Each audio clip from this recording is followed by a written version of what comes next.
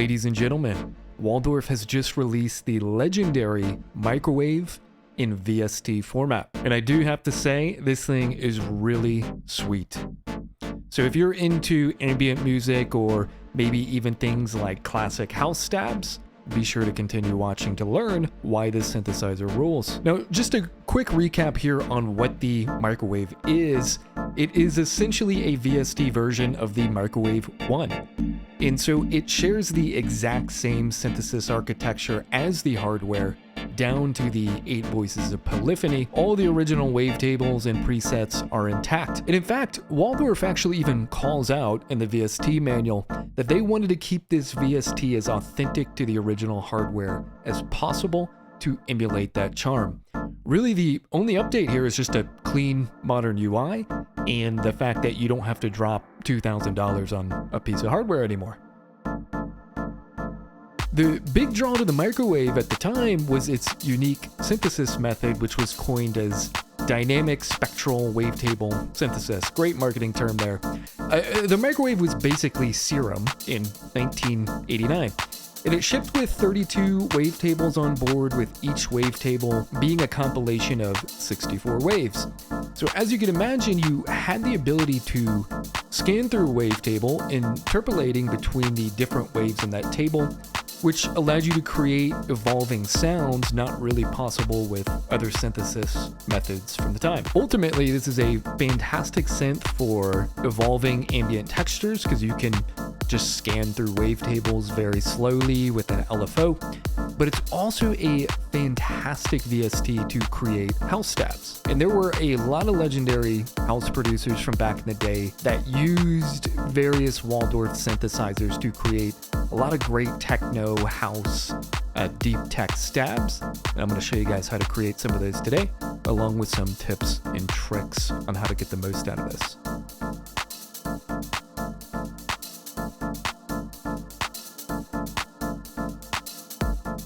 So you guys already heard in the background in the intro there, the kind of stab we're going to create in here. Now, one thing I will call out is that I'm using an effects send here. The original Waldorf actually didn't have built-in effects.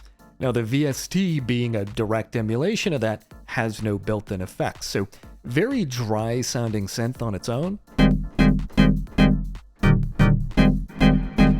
And then you have to send it through effects, which is a big part of that sound, ultimately. So what I'm going to do here is come to the top and just click Init and click Single, and that gives us a fresh preset.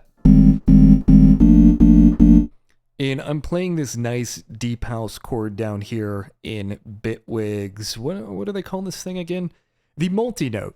So if you have Ableton, this is essentially the same thing as their chord device, where you play one note on your MIDI keyboard and it will play a chord. Now, the Microwave VST here is a very hot VST. You will clip like crazy in this thing. So always look at your master volume in the VST up here as you're building out your patch. And I'm going to come to the main tab here. You have 2 oscillators. I'm going to turn off oscillator 2. We're just going to work with 1 oscillator for this patch. Now, I put a limiter on my track as well, just in case, because again, this thing can get very, very, very hot pretty quickly. So just be cautious again of your levels. And you'll hear as well, a big part of this sound is just the chord that you're playing. So that's a huge part. I always say dial in the chord first, and that will then make the sound design part pretty easy. Now, something cool with the Microwave here is if you increase the volume of the oscillator, it will actually saturate it, and you'll see as I go above 4, this red line appears, and that indicates that we're actually saturating that wavetable, which gives it just a nice crust. But then, of course, can cause you to clip, so you're going to want to drag your volume down. Or I think if I read in the manual correctly, it's saturating the filter or something of that nature. Either way, really, really nice effect there. Now, next what I want to do is just go ahead and sculpt the volume envelope first. So I want no sustain. I just want a nice plucky sound. we get a visual representation of that volume envelope there. Next thing I want to do is come to my filter envelope, and I'm going to draw a very plucky filter envelope there, so even pluckier than the amp envelope. And then what we need to do is come back to main and grab our filter cutoff here, just bring that way down, which will remove all the brightness from our sound. We can barely hear it, but what we can do is apply this filter envelope to the cutoff to open it up very quickly. So we come to filter envelope up here, crank it all the way, and you get this nice visual representation of how that cutoff is being modulated by the filter envelope.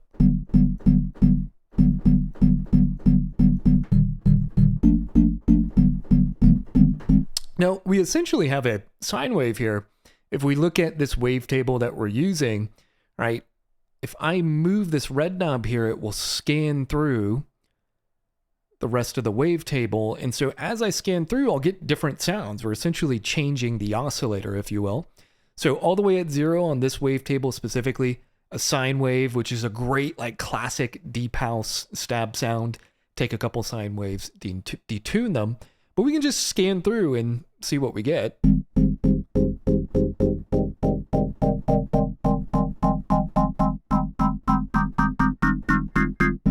Right? All sorts of cool sounds in there. And that is just one wavetable with ultimately, if you think about it, 64 different combinations in there. If I come to the middle here into wavetables, there's 88 other wavetables in here I can flip through. So I can come into like this one, for example. Starts off as a sine, but if we scan through, let's add some effects.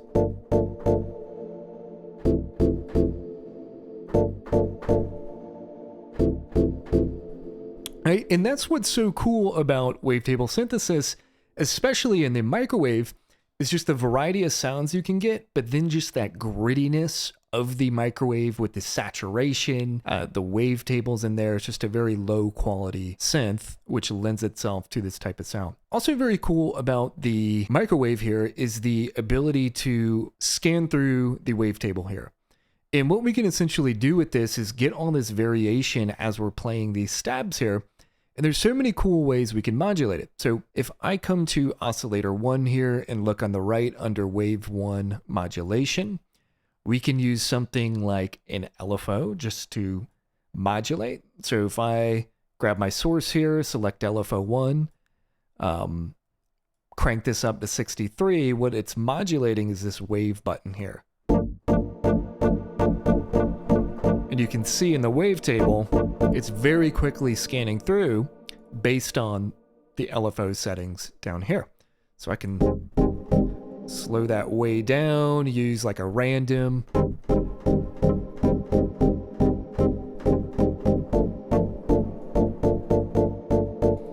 So pretty cool. But what's somewhat cooler than this, if I come down to mod 2 here, there's some other ways I can modulate this that can yield some nice results. One is just using the volume envelope. And so the shape of my volume is being applied to the wave scanning, which depending on the wavetable you're using can make for some cool results.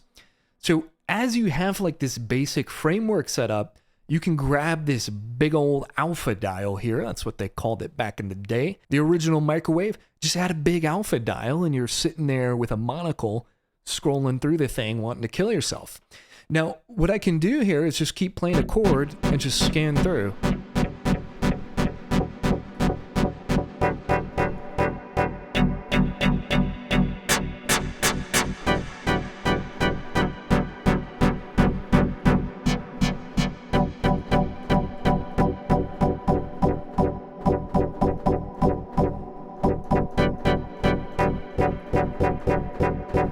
Now, another fun way to do this, again, as mentioned, is if I just change my source here to something like a mod wheel. And then I can move the mod wheel on my MIDI controller, which you can't see, but that is another quick way to audition essentially sounds in here.